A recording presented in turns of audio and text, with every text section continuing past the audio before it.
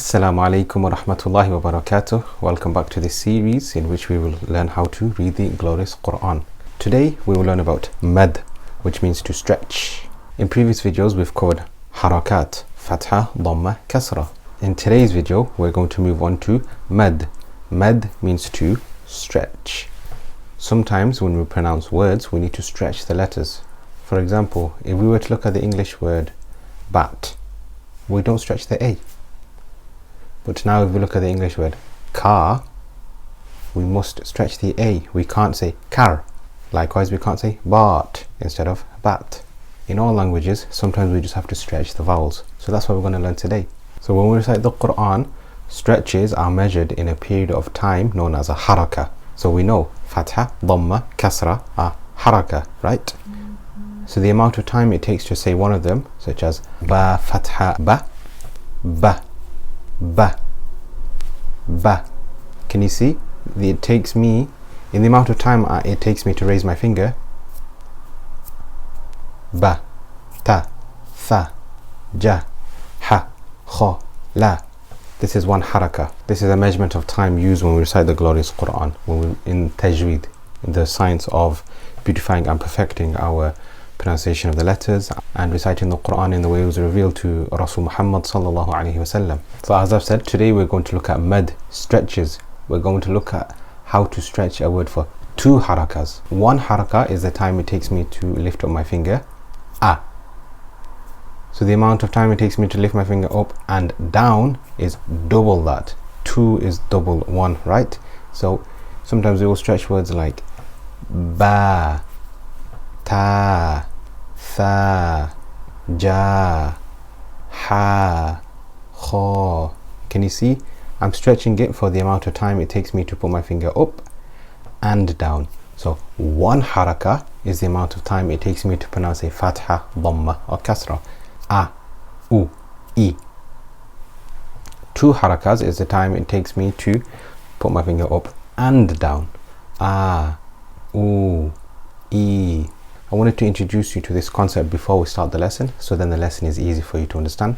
So keep this in mind, but of course we will practice throughout the lesson. So let's proceed. Bismillahirrahmanirrahim. Alhamdulillahi rabbil alameen wa salatu wassalamu ala rasulillah amma ba'd. If we look closely at this ba here, we can see it's got a fatha here, but it's also followed by this alif. We need to learn if fatha is followed by an alif, we must stretch it for two harakas. We must do mad.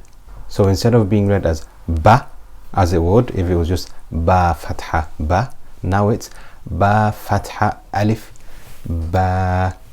See what I did there? It's stretched for the amount of time it takes me to put my finger up and to put it back down. Ba fatha alif ba. So what I will do is, as usual, I will spell it with you for a bit. We'll do the hijab for a bit, and then I will leave it to you to try and figure out how to do it yourself. Of course, I will read it and then you read after me. So we have ba fatha alif ba, ya fatha alif ya. Remember, that's ya fatha alif ya. Now we have ra fatha alif ra, mim fatha alif ma, lam fatha alif la, waw fatha alif wa. As students, when you're beginning to learn the stretches, you should really use your finger to make sure that you are stretching for the right amount of time. Now we are focusing on mads that are stretched for two harakas, but as we go further we will learn some mads that are stretched for four, some are stretched for six. So as you're beginning to learn, you need to use your fingers to help you with your timings, but eventually you will inshallah just know it intuitively off the back of your head, and you will not need to keep track of the timings using your fingers because you'll just be able to do it yourself. But first you need to actually get to that level, because practice makes perfect. So now we move on to hamza fatha alif a, ha fatha alif ha, ain fatha alif a, ha fatha alif ha, ghain fatha alif gha, kha fatha alif kha, ta, fatha, alif, ta. Now that we've read 2 lines with spelling, I will read the next couple of lines without spelling. So you should read it and then compare your reading with mine.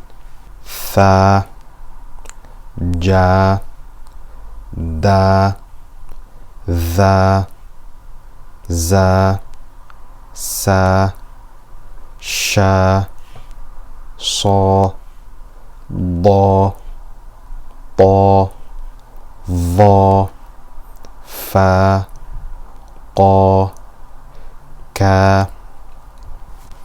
So far we've covered whenever fatha is followed by an alif, we do mad, we stretch for 2 harakas. Alif is a stretching letter, it is a harf mad. So what about in this next example? We've got a kasra followed by a ya. How would we read that? Well, now we need to learn whenever a kasra is followed by a ya, that is also mad, it is stretched for 2 haraka. So we know hamza kasra I, it's stretched for 1 haraka, hamza kasra I. But now it is hamza kasra ya, I. See, it's stretched for the amount of time it takes for me to lift up my finger and to put it back down, which, as we covered, is 2 harakas. So we have hamza kasra ya, I. So what about the ha? Now we have ha kasra ya, he. So if fatha is followed by alif, it's stretched for 2 harakas. If kasra is followed by a ya, it's stretched for 2 harakas. And if dhamma is followed by wow, it's stretched also for 2 harakas. So let's take a look at the next example. Wow dhamma, wow wu, ha dhamma wow hu, hamza dhamma wow u. So now you need to read them all without spelling. So now I will read them all without spelling.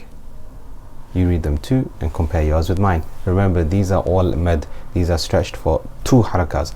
The amount of time it takes to lift your finger up and put it back down. For example, a, u, I, ba, bu, bi, ja, ju, ji, da, do, di. So now I'll read it and then you compare your reading with mine, inshallah.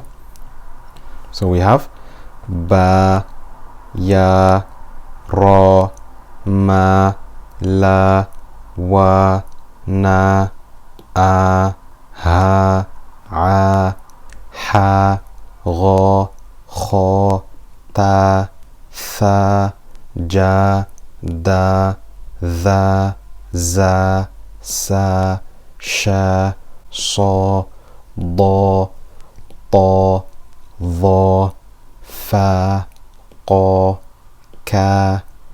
Now it's not fatha and alif anymore, it's kasra and ya, I, he, and now it's dhamma and waw, wu, hu, u. So to recap, in this video we've learnt about small form mads, and mad means to stretch. So these are stretched for 2 harakas. We've learnt that haraka is a unit of measurement, and 2 harakas is the amount of time taken to lift your finger and put it back down. We've learnt that whenever a fatha is followed by an alif, it's stretched for 2 harakas. We've also learnt that whenever a kasra is followed by a ya, it's stretched for 2 harakas, and whenever a dhamma is followed by a waw, it's stretched for 2 harakas. For example, a, u, I, ba, bu, bi, ta, tu, ti. Any letter, ja, ju, ji, a, u, i. So don't forget to keep practicing this video and to revise everything we've learned so far. But that's it from me. Please don't forget to like, comment, subscribe, and more importantly to share this video with friends and family, as We know from the sayings of the Prophet Muhammad sallallahu alaihi wasallam that whoever shows another person to a good deed, they will also get the reward of that good deed. Man dalla ala khairin falahu mithlu ajri fa'ilih. To be able to recite the glorious Quran properly is truly a fantastic gift and a responsibility. So please don't forget to learn it, implement it, and teach it, and share it with your friends and family. But that's it from me. Take care, and I'll see you on the other side, inshallah. Ma'as salam.